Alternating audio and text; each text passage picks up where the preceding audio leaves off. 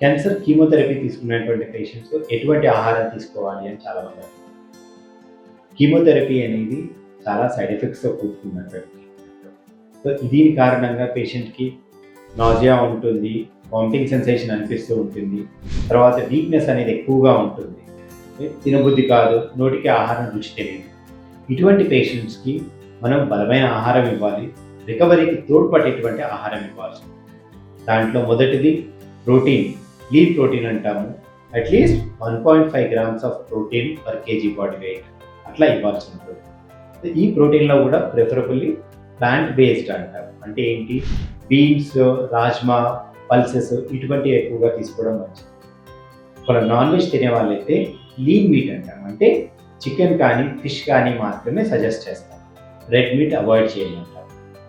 దీనికి తోడుగా సరిపడా క్యాలరీ ఇంటేక్ ఉండాలి. కాబట్టి మనం కార్బోహైడ్రేట్ అనేది అంటే అన్నము ఇవన్నీ తీసుకోవచ్చు. వీలున్నంత వరకు ఇటువంటివన్నీ కూడా హోల్ గ్రెయిన్ అంటారు, అటువంటివి తీసుకోవాల్సి ఉంటుంది.